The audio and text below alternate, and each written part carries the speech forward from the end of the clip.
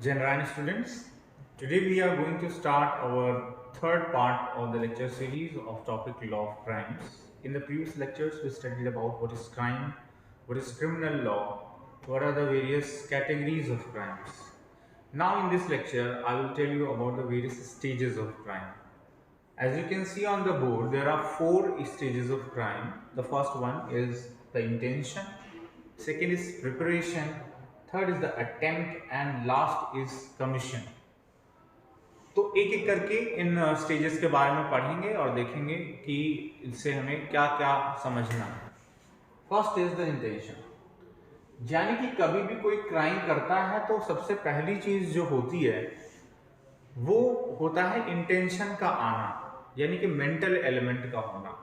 जब तक आप किसी चीज के बारे में इंटेंशन नहीं बनाओगे कि हमें इसका मर्डर करना है, हमें इसको जो है चोट पहुंचानी है, हमें इसकी कोई चीज चुरानी है, तब तक आप वो क्राइम नहीं करेंगे। यानी the first thing that comes in our mind about committing the crime is called intention.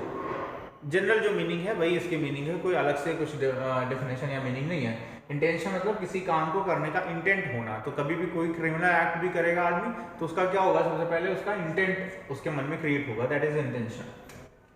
Next thing is preparation, यानी कि जब आप कोई क्राइम करेंगे, आपने इंटेंशन बना लिया कि हमें ये क्राइम करना है, हमें किसी के यहाँ से कोई चोरी करनी है, रॉबरी करनी है, ठीक है, मर्डर करना है, तो then you will start preparing for that crime. ऐसा तो नहीं कि अचानक से ही कर देंगे, you will start thinking about how to commit that crime. जैसे आपको बैंक में चोरी करनी है तो आप उसकी तैयारी करोगे, हो सकता है आप दो चार लोगों को और उसके लिए कन्विंस करो कि हम लोग ऐसा काम करते हैं और फिर इससे हम लोगों को ये बेनिफिट होगा, कैसे हम लोग गाड़ी से जाएंगे कि बाइक से जाएंगे, बंदूक लेके जाएंगे कि बम लेके जाएंगे, सब आप तो तैयारी करोगे ना। तो वो सारी चीज़ें प्रिपरेशन में आ गया। आपको किसी को मर्डर करना है, अगर जहर दे के मारना है तो आप जहर परचेज करोगे, पॉइजन खरीदने जाओगे। अगर आपको बंदूक से गोली मारनी है तो आप पहले पिस्टल अरेंज करोगे, बुलेट अरेंज करोगे, ये सारी चीज़ें करेंगे। So these all fall in the category of preparation. The third stage is attempt, means once you have got the intention to commit crime and you have prepared for, you are prepared, you have made all the preparations for committing that crime, then as soon as you start putting efforts for that crime, जैसे ही आप उस crime को करने की शुरुआत कर देते हैं, मतलब एक ऐसा स्टेज जहां पर कि आप फिर वापस नहीं आ सकते, विड्रॉ नहीं कर सकते, ठीक है। जैसे कि अगर आपने किसी को जहर दे के मारने का सोचा और आपने जहर, मतलब पहले तो इंटेंशन आया, फिर आपने पॉइजन परचेज कर लिया और फिर आपको पता है कि उसको अगर हम उसके फूड में ये पॉइजन मिला देंगे तो वो इसको कंज्यूम करेगा और वो उसकी डेथ हो जाएगी। आपने जैसे ही उसके फूड में वो पॉइजन मिलाया और उसके सामने सर्व कर दिया, ठीक है, तो अब आपने उसके सामने सर्व कर दिया, आप वहां से विड्रॉ नहीं कर सकते, अब आप वापस नहीं छीन सकते उससे थाली, या ये कह सकते हैं कि वो कंज्यूम करेगा, ऐसा 99% श्योर हो गया है, तो वो आपका अटेम्प्ट कहलाएगा फिर, ठीक है। यानी the stage from where you can not withdraw generally. जब आपने मान लीजिए आपने किचन में जाकर के पॉइजन मिलाया तो उस समय तक नहीं, उस समय आप उसको विड्रॉ कर सकते हो, ठीक है। जैसे आपको गोली किसी को अगर चलानी है तो आप अपनी बैग में बंदूक लेकर के निकले और आप उस व्यक्ति को ढूंढ रहे हैं पूरे कैंपस में, मान लीजिए स्कूल में आपको उसको शूट करना है, तो जब आप उसको सर्च कर रहे हो तब वो अटेम्प्ट नहीं है, you are not attempting actually, ठीक है। जैसे ही आपने उसके सामने बंदूक तान दी तो वहां पर भी आपने अभी क्या किया है, अटेम्प्ट नहीं किया है। But as soon as you press the trigger, जैसे ही आप ट्रिगर दबाते हो, बंदूक से गोली निकल गई, भले उसको लगे या नहीं लगे या आसपास चली जाए, इधर उधर हो जाए, लेकिन जैसे ही आपने ट्रिगर दबा दिया वैसे ही आपने अटेम्प्ट कर दिया।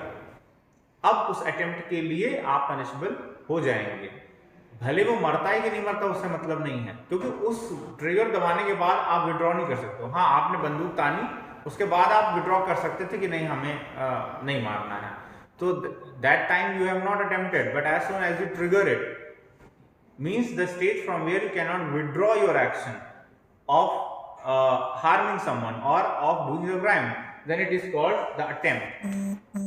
और अगर वो अटेम्प्ट सक्सेसफुल हो जाता है, अगर वो गोली उसको लग जाती है, अगर वो थाली से वो फूड कंज्यूम कर लेता है poisoned, then it will be commission of the crime. So these are the 4 stages. Generally क्या होता है, these 2 stages do not raise a criminal liability. यानी कि अगर आप इंटेंशन आपके मन में आया, भाई किसी को मारने के बारे में सोचना तो क्राइम नहीं है ना, हमारे मन में इंटेंशन आया कि हम किसी को मार दें, तो क्या हमने क्राइम कर दिया? क्या इसके लिए हमें सजा मिल जाएगी? नहीं मिलेगी।